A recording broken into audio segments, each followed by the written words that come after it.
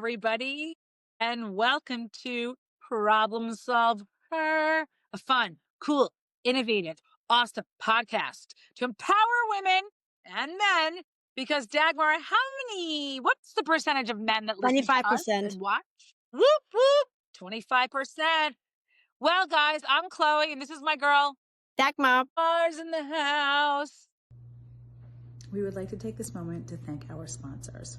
Bronzea is a mobile spray tanner which can be done in the comfort of your own home. Founded by Gina, an experienced beauty professional with a cosmetology license of over 9 years. Bronzea was birthed by name and cross-pollinated from Bronze and Dea, meaning goddess in Italian. Gina really missed giving women that inner confidence and glow one spray at a time. So, are you ready to unlock your inner Bronzea and allow Gina to make you feel fabulous before meeting a family affair, maybe a night out with your significant others, or maybe it's ladies' night? So please go to Bronzea Spray Tans at Instagram and use promo code ProblemSolvHer, no E on solve, for the month of September. Guys, we're so excited because we just had a fabulous podcast. We're not going to say anything about it. It happened to be a man, one of our 25% listeners, and he listens to every podcast. And everyone's going to be really excited because it's about something that we all love, the world loves. And if you don't, then please don't listen, because whoever doesn't love furry ones,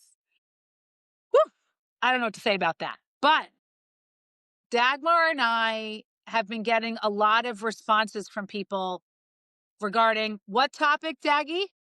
Stages of dating. Stages of dating. People are anxious to hearing that. Now, I want to say one thing. Dagmar and I are specialists in certain areas. Dagmar is a well-known SEO expert in her field. I am a businesswoman and consultant in commercial real estate, high-end fundraising, strategic partnerships. We have backgrounds. We can back it up because we have years and years of experience. Are we dating experts? No, but guys, who really is today? Okay. If you go online and listen to other podcasts, or you go onto certain Instagram pages or TikTok, people are giving advice just from their experiences.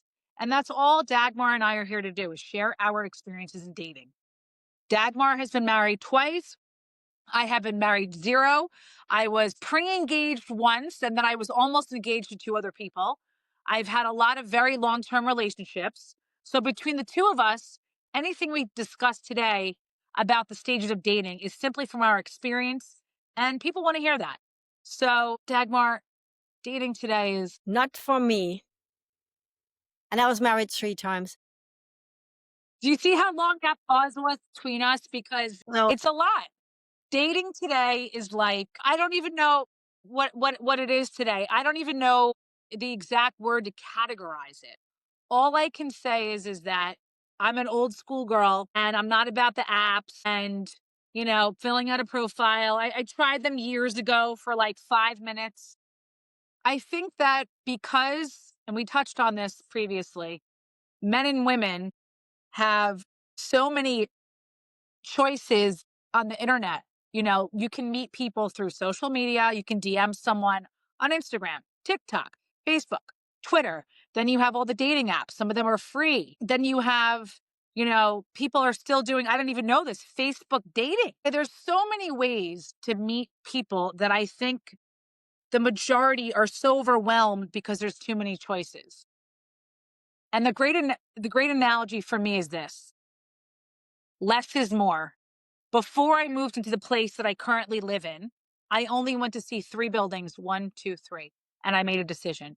I don't need to see 10 buildings and then get my head in a spiral and go, I want to go back to this one. What about this one? But 4 had this, and 7 had this, and 2 had security, and 1 had all the dogs. It's like, people, the stages of dating should be very simple. You meet somebody, you think you like them. Get rid of all the other people you're talking to and focus on that one person and see if maybe there's a potential. What I think happens in the beginning is people want to keep all their options open. Oh, I'm talking to someone just told me the other day that she's talking to 5 to 7 men at a time. And I said, how on earth do you even have time, and do you work? How do you even have time to do that? And she said, it's so easy. I talked to these two on, they Instagram me DMs. These two I talk to on Messenger. These two I talk to on the apps. So half of her day in between working and making money is speaking to John, Bill, Ricky, and whoever. These are not their real names, obviously. Um, and speaking to all these guys, but not being able to really focus on one, or even say two for that matter, if you have to speak to more than one because you want to keep your options open. If you're not focusing on one or two specifically, I would think, for me personally, that you're meshing all these personalities together and you're talking to Billy, and then you go, oh, that's right, he loves tennis. Oh, no, that's not him, that's Ricky. So let's try to stay focused in the very beginning when it comes to dating. Does that make sense to you, Dagmar? Is that like practical, logical? It makes sense to me if you're serious about that you really want to get to know somebody, right? Absolutely. What the intentions are. What the intentions are, and do you really want to find somebody, or do you want just to feel good about yourself and be entertained? And like, if you know before you start dating what you want, if you want to meet somebody, if you want a one night stand, if you just want to have a friend with benefits, if you're clear about what you want, I think it makes it much easier to do dating. But if you're not sure what you want, and then you date so many at the same time, I think that's confusing. It's like walking into Killwins, who's one of our future sponsors. I just gave you a plug. Female owned business. She's right here, 2 blocks away. Killwins has been around for, God, I think almost 100 years. All phenomenal. And I'm an ice cream connoisseur. Okay. I've had gelato in Italy and Spain, all over Europe, all the different creameries, Cold Stone, I've done them all. Killwins is really good. It's very creamy. It's made there in house. They have so many flavors. When I go in there, she knows I'm either getting chocolate chip dough or mint chocolate chip. I'm not coming in once a week. Not that I need to eat ice cream once a week, but I'm not coming in there like, okay, let me try this flavor today. Hold on. Whoa, you were swirly. This is that. My head would spin. People, let's be decisive in life. If you're going to be successful in business, in friendships, and in personal relationships, you cannot be a flip flopper or all over the place. If you are dating with intention to marry or to have a long term partner, you have to, in the very beginning, set the boundaries, right, Dagmar? Be very upfront about who you are. Don't be the girl who orders the salad at dinner and only drinks a half a glass of wine. And then 2 months into the relationship, you're eating burgers and you're ordering the second bottle of wine. And the guy's like, you barely drank and you never even had a carb. And now it's like, put it all up front. I always say, show it all up front. And if he can't handle it, ladies, not our problem. Get it? Problem solve her. So once you establish that relationship and that the intentions are clear and you're both moving in the right direction, I want to tell people to go slow these days, because I've had in the past where I'm the kind of person, I don't fall in love easily. I'm not attracted to a lot of people. I'm very specific who I like. Men are like, they're attracted to like 90% of women. They have a heartbeat. It's like, okay, women are choosier. We're just not attracted to everybody. It could be for different reasons. It could be color of hair. It could be height. It could be, what someone's wearing. It could be their mannerisms. It could be the way they smile. It could be their natural ability to just draw you in, whatever it is, right? But I've gone fast and furious in the past where I've like moved to another country across the Atlantic to be with a guy I'd only known a few months.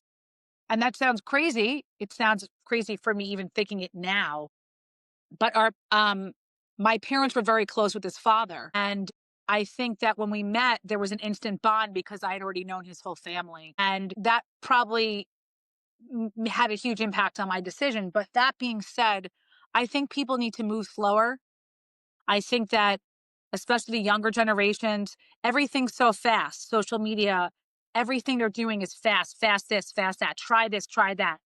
And these addictive personalities where you want this instant gratification isn't going to be sustainable in the long run. We would like to take a moment to thank our sponsors. Cafe Bastille originated in Miami, now has a location in downtown Fort Lauderdale for almost 2 years. Located steps from Las Solas and sitting on the canal, I can personally say I frequent there often. Their lattes are wonderful, hot or cold. The velvet pancakes just melt in your mouth. The pommes frites are on point, and the bottomless mimosas for brunch all day long are absolutely fabulous. For more information, please go to cafebastiledowntown.com. What do you think? I Right? just thought about from my generation dating in the 50s, where No, you weren't born in the 50s. You mean dating in your 50s. right. Yeah, okay. Hey, well, that's what it sounded like. Guys, Dagmar was not born in the 50s. That's my mom. So slow down. She's younger than that. Dating in your, go ahead. Dating over 50. Is that proper English? Yes. Dating over 50. So as I was dating in my 20s, the dating process or the stages of dating were totally different than now. So now throwing into dating, it's really exhausting and frustrating and tiring and whatever. And it really does not fit to the goal what I have to meeting somebody who is really a partner and a soulmate, and you have similar beliefs and faith and goals and ethics. And I can see that from myself and what I'm reading online, that really if you date more now in an activity, right? If you do group activities like hiking, or you're going to the movie theaters, you go all together for dinner, then you have an opportunity to see somebody, not just in communication with you, but in communication with others. You see their behaviors more raw and freely, and also can take the time to get to know somebody first before you have to make the decision or want to make the decision. Is that somebody I want to get to know more or not? And I like this now, more like that you have an option first to get to know somebody before you get into the pressure. I feel that is pressure of Absolutely. dating. Then every time date 1, date 2, date 3, whatever you should do or not shoulding do, or it becomes so time consuming.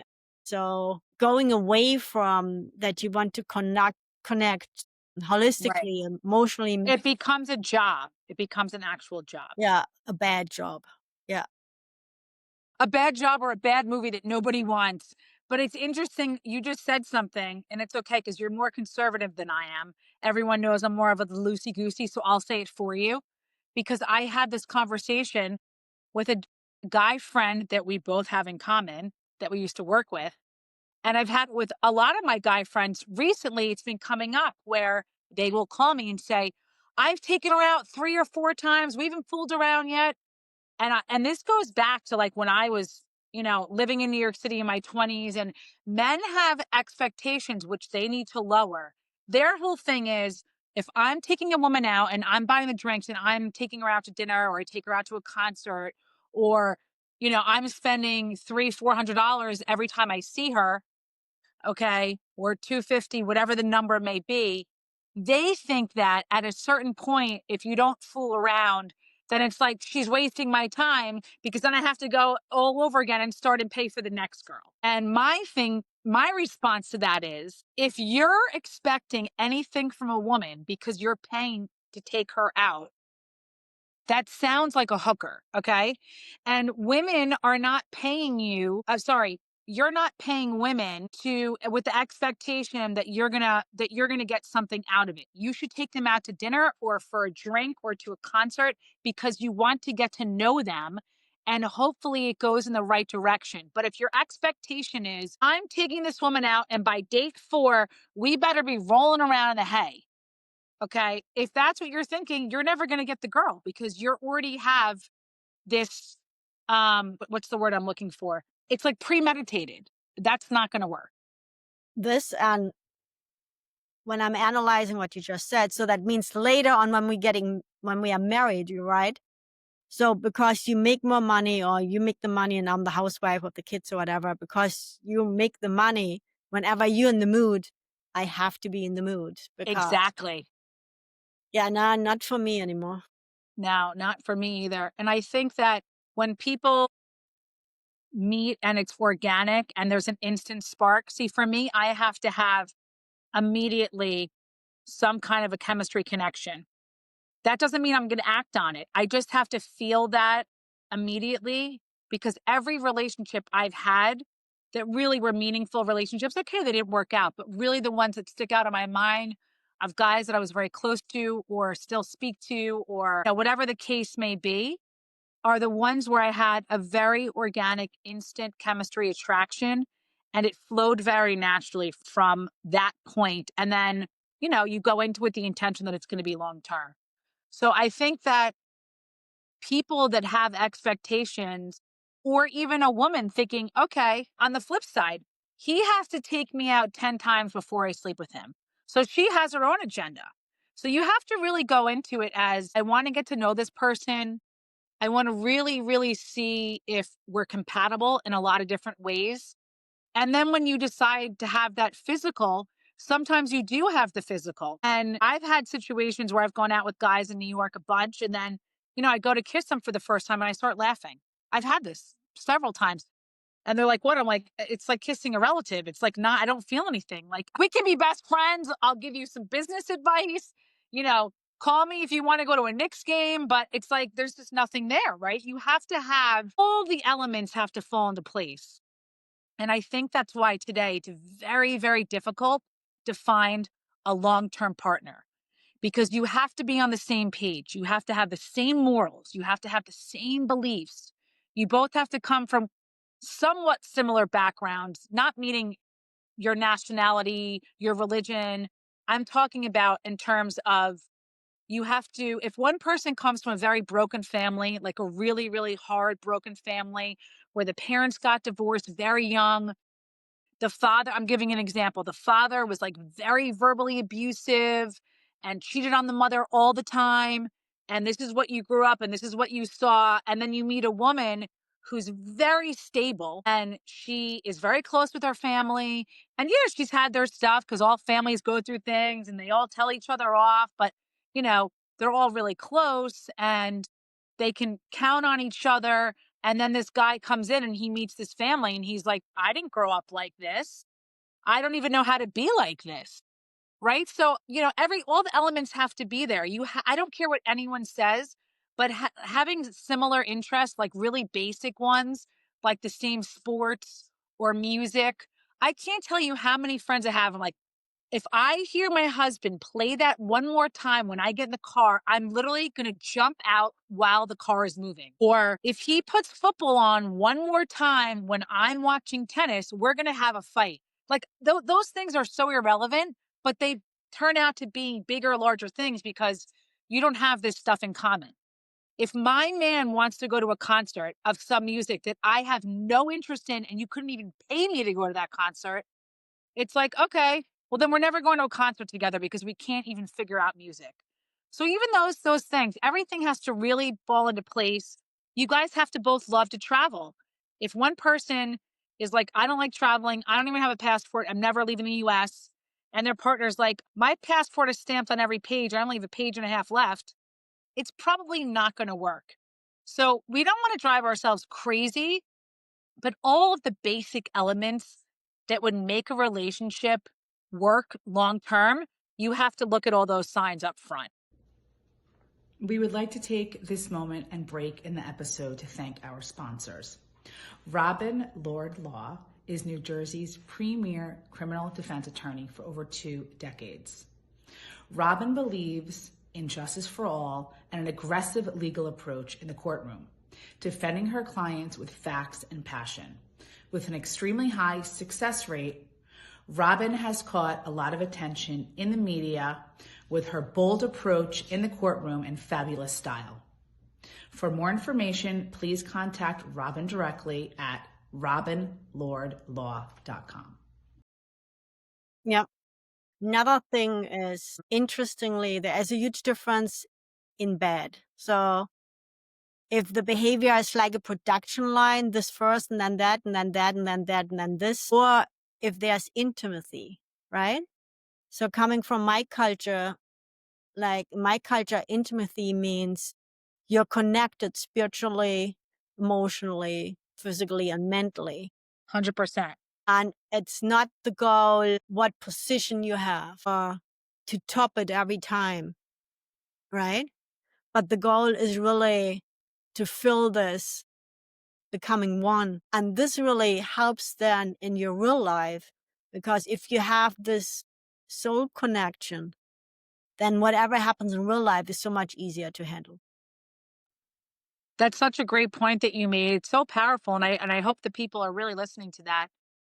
Intimacy is the first part of intimacy is really connecting spiritually and emotionally.